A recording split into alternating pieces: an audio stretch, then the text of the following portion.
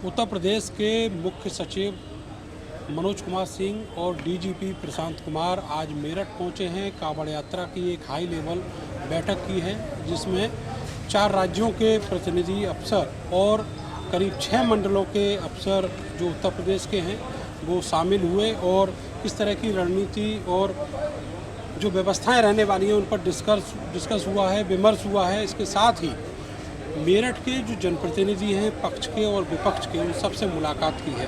अतुल प्रधान Samajwadi party के विधायक हैं और पिछले कई दिनों से लगातार सरजना में जो पेड़ों का अवैध कटान हुआ है उसका मुद्दा गर्म कर रहे हैं और इसके लिए 2 टीमें भी बनाई हैं, जांच समिति बनाई है, लेकिन अभी तक किसी का कोई रिजल्ट नहीं आया है। आज मिले हैं मुख्य सचिव और डीजीपी से।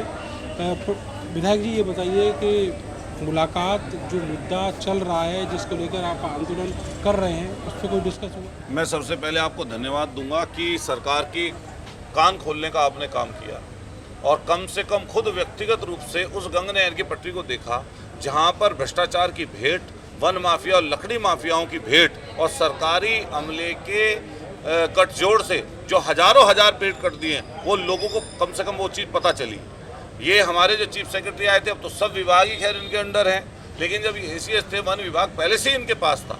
मैं पूछना चाहता हूं, मैंने आज इनसे कहा भी, चीफ सेक्रेटरी महोदय से कहा, डीजीपी महोदय वहां पर खड़े थे कि मेरठ में जब आप आए हैं, जो यहाँ की समस्याएं हैं, अगर अलग अलग वर्ग के लोगों को आप यहाँ पर बुला लेते और उनसे संपर्क कर लेते या 5-5 मिनट का समय उनको दे दिया होता आपने, तो मैं समझता हूँ कि वो यहाँ की जनता के प्रति कहीं ना कहीं कुछ अच्छी बात नजर आती। मैंने इनसे 3 चीज़ें कही। ये पहली चीज़ कही, वन विभाग के जो पेड़ कटान, क्योंकि इस समय पेड़ ये लोग लगा रहे हैं। दूसरी चीज़ मैंने इनकी कही कि अगर शहर के किसी कोने में चले जाइए, आप अगर जाकर देखेंगे पूरा शहर जाम लगा पड़ा है। दूसरी, आप जल भराव की स्थिति, आज सुबह से थोड़ी सी बारिश पड़ी है, पूरे शहर में आपको पानी ही पानी नजर आएगा, नाले उफने हुए नजर आएंगे। ये व्यवस्था इनकी आपके मेट्रो सिटी की है।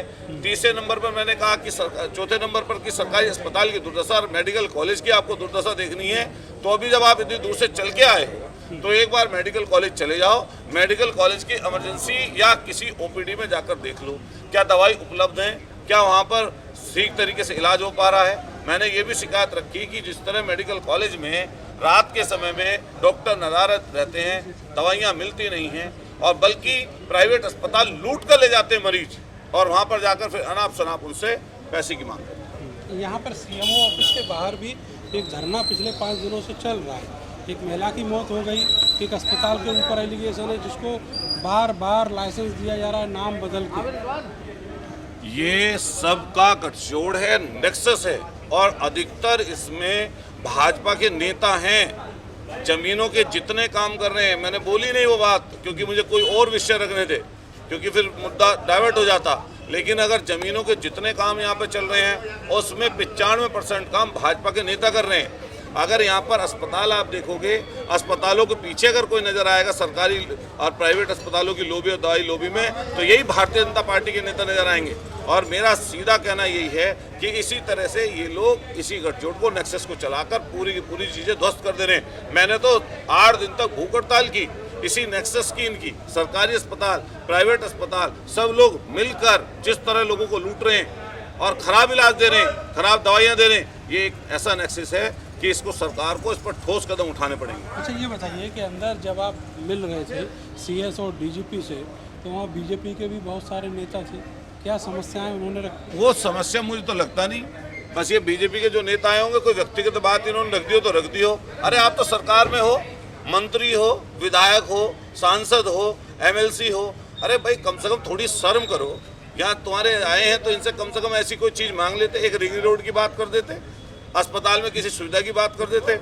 लेकिन इन्हें जनता से कोई लेना देना नहीं है, इन्हें सिर्फ एक चीज़ नज़र आती है, हिंदू मुसलमान, मुसलमान हिंदू। इसी को करते करते इनका जो है, सही पूछिए आने वाले समय पर, अभी लोगों ने थोड़ा मोड़ा तो बता दिया, काफ़ी बता दिया उत्तर प्रदेश में 24 में, आने वाले समय पर 27 में निश्चित रूप से आप देखिएगा इनको घर बैठाने का काम जनता। कपिल देव अग्रवाल जो है उन्होंने एक बयान दिया है, कहा है कि कांवड़ यात्रा के दौरान जो मुसलमानों के होटल है वो चेक कर लिए जाएं कि वो हिंदू नामों से उनको चला तो नहीं। इन्हें कपिल देव अग्रवाल जी को कहो कि तुम्हारे काम चेक कर लेना सरकार, इन्हीं लोगों के, जो भाजपा के लोग हैं, इन्हीं के काम चेक कर लो ना, काम चेक कर लो इनके कि किस तरह के काम कर रहे हैं ये लोग। जमीनों में लगे हुए हैं, कालाबाजारी कर रहे हैं, तमाम तरह से उल्टी सीधी चीजें चला रखी हैं, और इन्हीं के काम जांच कर लो। और मैं दावे से कह रहा हूँ, जिस गंग नहर पटरी पर मैं पेड़ों की रक्षा की बात कर रहा हूँ, अगर दावे के साथ कह रहा हूँ कि आप देख लीजिएगा इस नेक्सस में, जहाँ वन माफिया और आपके क्या नाम सरकारी गठजोड़ है, वहीं भाजपा के नेता भी इसमें जरूर निकलेंगे मुआवजा हासिल करने के लिए। अरे जमीन खरीद रहे हैं, वो जमीन इसलिए पेड़ ज्यादा कटवा दी कि जमीन आ जाएगी, जमीन मिल जाएगी इसके पीछे की, सस्ते में जमीन खरीद ली, हाईवे वहां से निकल जाएगी, सड़क वहां से निकलेगी तो महंगी जमीन हो जाएगी। ये सब भाजपा के नेता हैं इसमें।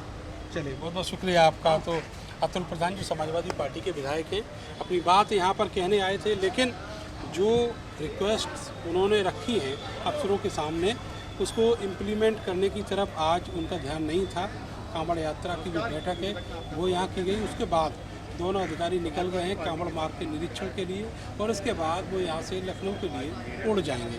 और जो बाकी समस्याएं हैं वो मेरठ की, वो वहीं की वहीं रह जाएंगी जहाँ पहले थी। कैमरा से विशानु के साथ नरेंद्र, भारत समाचार, मेरठ।